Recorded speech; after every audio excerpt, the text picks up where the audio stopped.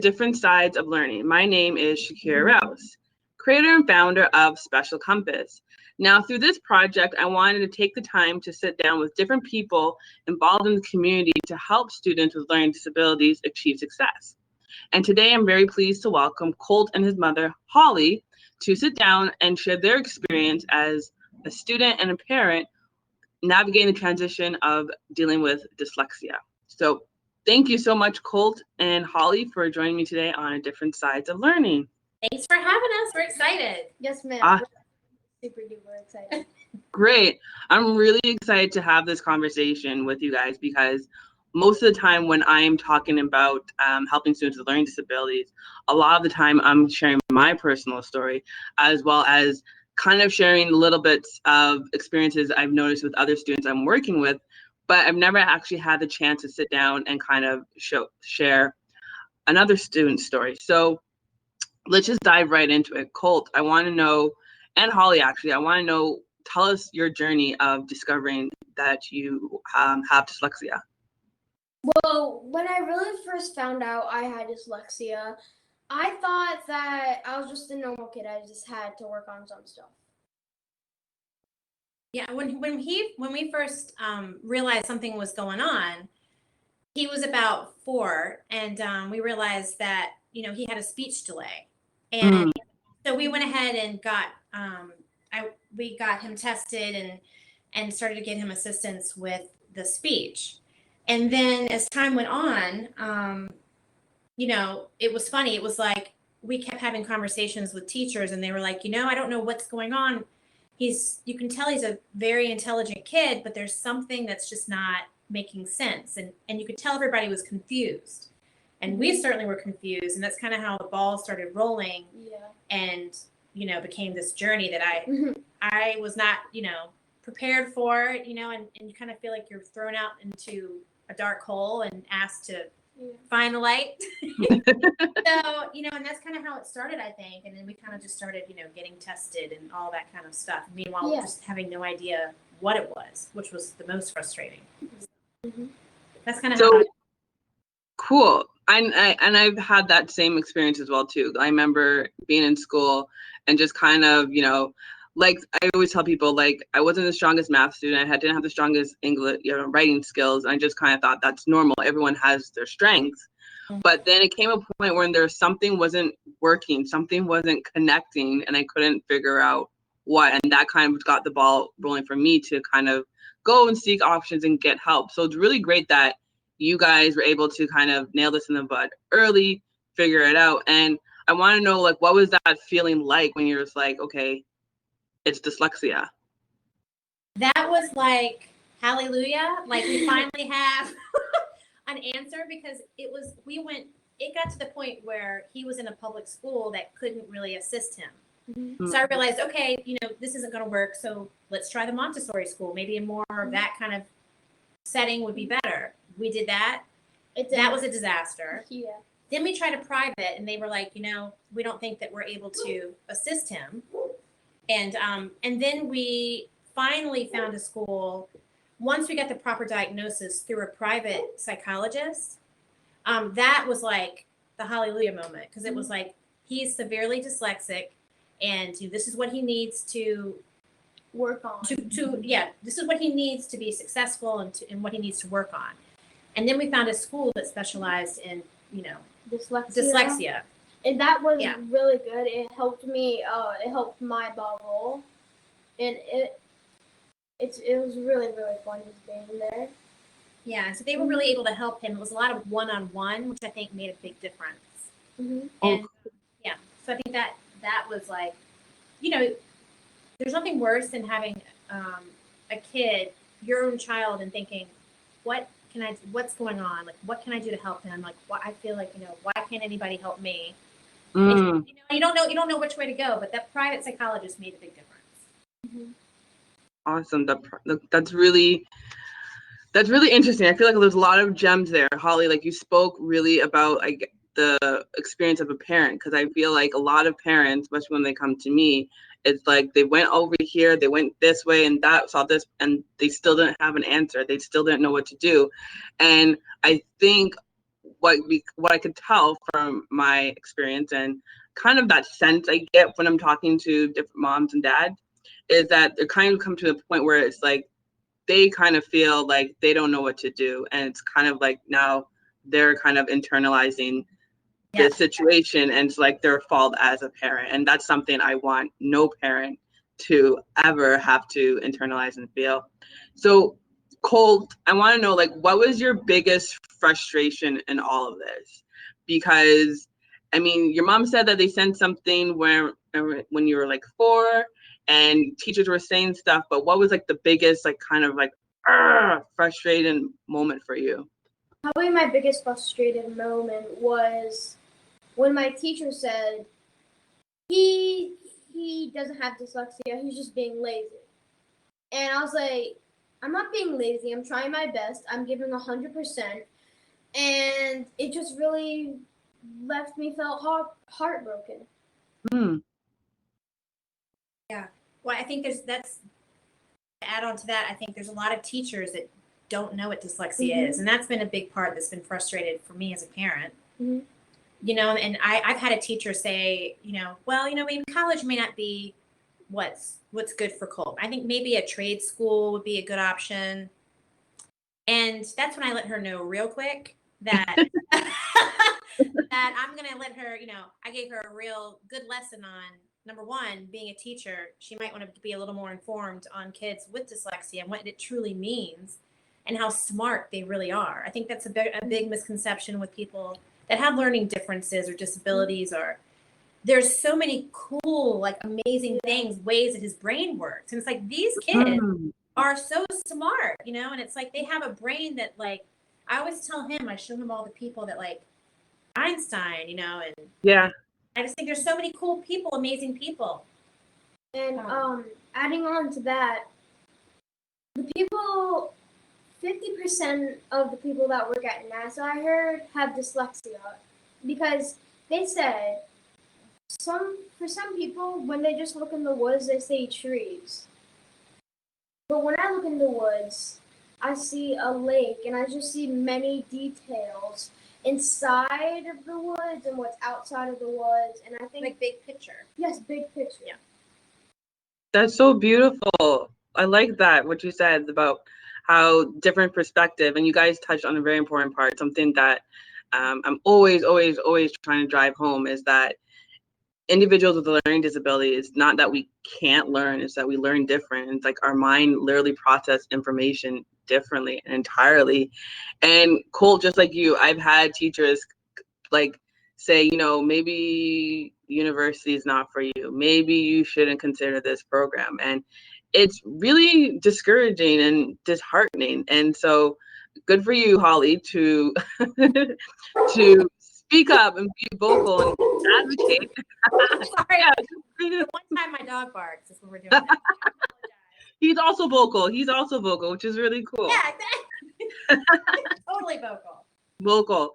And that is something that I really want to work on, is ending that stigma associated not only with learning disabilities but neurodiversity in general, because people think that, you know, someone has ADHD, well, they can't sit still, they can't focus, and that's not the case. All fit in one box, you know. It's like, who would want to fit in a box? I don't want to be like everybody else. And it's the same thing I said to him. But then not, it's like they're just, we want more, there needs to be more knowledge on people, like, you know, just because people are different or need to learn differently or whatever, like, embrace that, you know, and understand. And some things that I use to help me personally is 100% using voice to text on a computer. It helps you on tests, on anything tremendously. And especially you need a good tutor and a good teacher. And then that's how you could literally climb up the mountain like Flash. Just like Flash. Okay. I want you, if it's okay with you guys, I want you to, because Colt, I know that you are a very talented young man. So I want you to let our audience know what is it that you do and why you don't let your dyslexia stop you from achieving your passion. Well, I am an actor, and dyslexia doesn't stop me. It makes me go forward more. And with my acting, it might take me 5 more minutes or 5 times longer, but I'll know everything about that character. I'll know who he is, what he looks like, and what he sounds like. Awesome. That is so great. I really want, especially want like any young viewers to watching this to know, don't be limited. And don't give up on your dreams. Exactly. You took the words right out of my mouth. Me You're too. so good. I just cried during this thing. How about that? So, okay. So we talked about your journey and experience to discovering dyslexia and how that was like for you as a student, for a parent. What is one thing you think that needs to change right now on this journey to make it easier for other students and other parents? For teachers to know what dyslexia is and know what they're about, and for them to have separate classes so they get more attention. Right attention. They Yes. they get, Wilson Tutors. Wilson method has been really helpful for him, like Orton Gillingham and Wilson, and other tutors we've worked with that have been great that are more sensory oriented. And I just wish, that's another reason why I wanted to do this. I think schools need to really, kind of wake up, to be honest, and just understand that this is a real problem. And you have all these parents that are kind of not getting any direction. And I think the school needs to really be more mindful and understand that a kid like him, I don't know if we mentioned, in 3rd grade, he couldn't read up to 3rd grade. Mm-hmm. And we finally got the right tutors to help him. And then he was able to go get up to grade level in 1 year because he had the right help. So I just feel like, there just needs to be more education in the school part. And they need to be able to help parents navigate, Yes. I think that's so important. And I'm shocked, honestly, that it's still archaic. Mm-hmm. Because if you want to be a teacher, you got to know everything to be a teacher. There's some awesome teachers out there. I will say that. Yes, we've had some amazing teachers, but some that were still amazing, but just had no idea. Yeah, I know what you mean. I've had this conversation with many different people in many different spaces as well too. And one of the things I said was that it's really interesting how we've advanced and come so far in other industries like our healthcare, our business, but there's certain things about education that are still, your old, what she said was archaic methods, and we need to kind of work to kind of implement those, step forward. And to be very honest with you, I think this whole COVID experience has kind of opened a lot of people's eyes, everyone's eyes essentially, but in many different ways. And in the education field, I've noticed now, well, we can't have the in-person classrooms. Now we have to transition to online for everybody. But wait, how do we also transition online and give support to those students that have dyslexia? Give those that support to those students that have a learning disability. Give those support to those students that have autism. So it's we've got to continue to take it a step further and push for it. And you're absolutely right. There's a lot of information. There's a lot of knowledge, information, resources out there. It's learning how to implement it into this system so everyone could be a benefit and we could actually have a full inclusive education system. Definitely. I 100% agree. I think, I feel like I agree with you what you said too. I think now with this COVID thing, we're pretty close to New York, and it's been, chaotic. For everybody, it's been chaotic, and I've seen how the schools, people are kind of just doing the best they can, but you really realize what they need to work on because of this. Like you were saying, it's so for us, when you have an IEP, it's what he has. It's harder for kids like him because, especially under these situations, because it's he needs to be physically with the teacher, it's really hard to try to manage it on your own. I don't know. So I'm hoping that help to move it in the right direction. Hopefully, I hope so too. And I could only imagine what homeschooling would be like for other parents that has a It's been like me. Hard. I can imagine. So another thing I want to talk about is that how there's a lot of misconceptions. You kind of briefly touched about this misconception, stigma associated with learning disabilities. And Colt, you mentioned how one teacher had said, "No, you don't have dyslexia. You're lazy." So, what did you think, or what's one thing that could help debunk this myth? Centered around students with learning disabilities or just individuals that have different kinds of minds. So, one way to figure out if you have dyslexia or not is when like your speech is a little off, and because that how we also found out that my son might have dyslexia, and it's one of the hardest concepts to talk about because it's such a beautiful thing, dyslexia. It's a superpower, and it's really, really powerful in many, many words. And it's just amazing. Yeah, there's some. I said once he's gotten the help he needs, it's like I really realized. You see, like you don't. He would come home days crying, Mm-hmm. and I think once you got the help and the stress started to kind of dissipate a little bit. Then I realized, like with the whole acting thing, it's like this kid loves to act, and it's like, Mm-hmm. and I think when any learning disability or whatever, like focus on your strengths, because I told him not anybody can just do what he does, and like you have friends that paint or whatever. It's like we're all here, to have a creativity, and like everybody has fun. Yeah, and I think it's good to take off the stress from the schooling and that kind of thing. Oh, that's a beautiful tip. Focus on the strengths and talking about how that helps to de-stress, because that is something that I always talk. I'm always advocating on advocacy, education, and part of the education obviously is talking about the mental health. And one of the things I can't stress more enough is that if we're talking about mental health in our society, and we also need to be looking at the mental health of our younger generation, of our youth and our children, because it exists. And some students are at higher risk of developing certain mental health issues. So one fact that I always share is that people don't realize is like 50% of anxiety disorders start before the age of 11. Wow. Yeah. I'm shocked. It makes sense though. I mean, I see. It's funny you said that. We've had personal experiences where I can 100% see how that would happen. Yeah.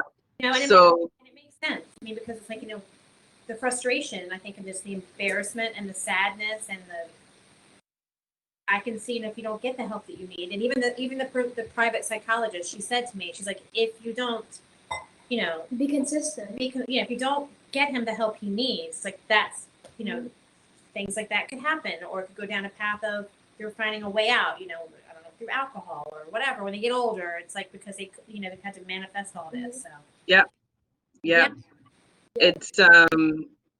It's alarming statistic, and there's other big statistics like that. But from a lot of my research and a lot of my work, like when you find the common thread, it's always something to tie back into a classroom experience, educational experience, just students being frustrated that they couldn't overcome their learning disability, or some kind of challenges they're having in the classroom, and that kind of bottles up and then manifests later on as they grow up to be an adult. So, yeah.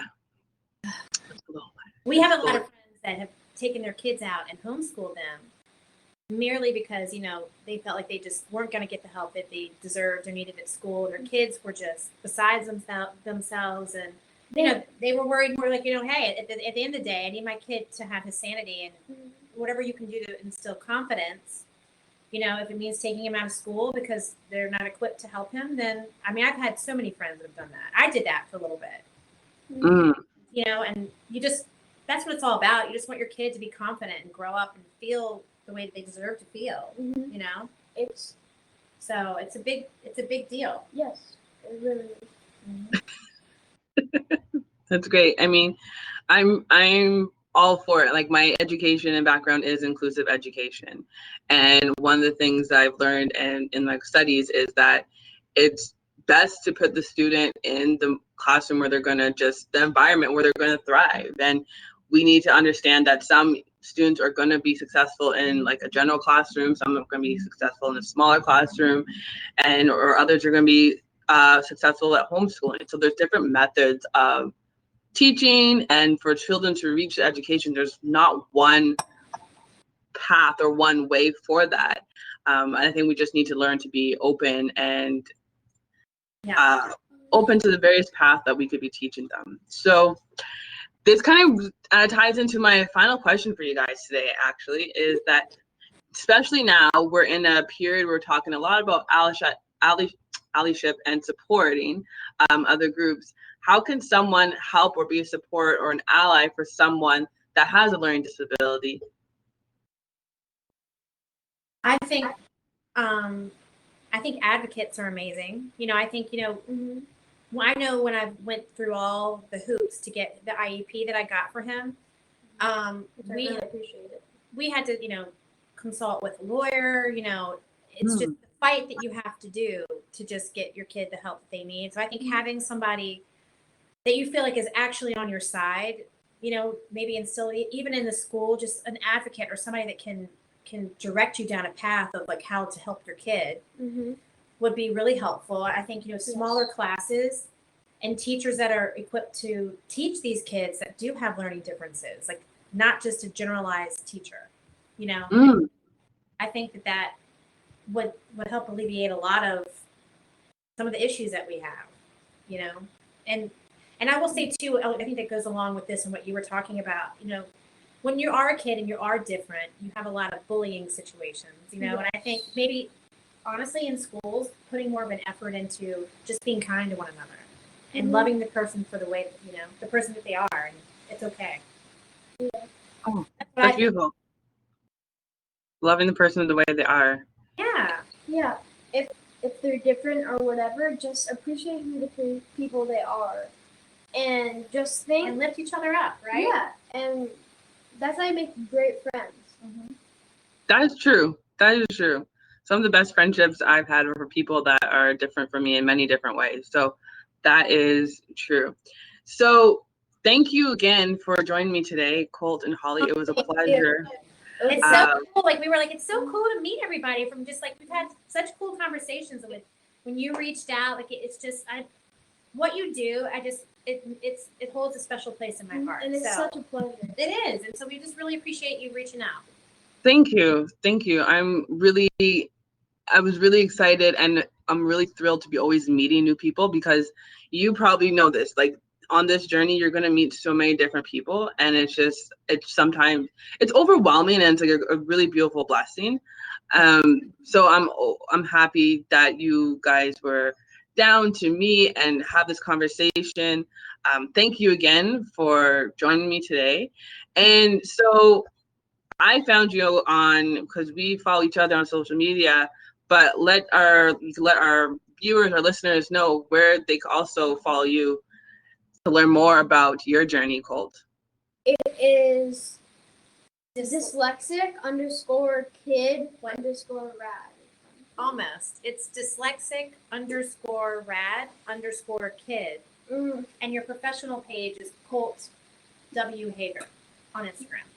Cool. Okay, so you could follow Colt's journey, learn more about watch him in his upcoming Broadways. We're going to be looking out for you, and maybe one day see him win an Oscar as well too. Girl, come down. Yeah, I'll be there. Today, maybe we'll luck out. You come down. Yeah. I'll be there. Awesome. So thank you once again, and thank you for tuning into this episode of A Different Sides of Learning. Thank you so much. Thank you.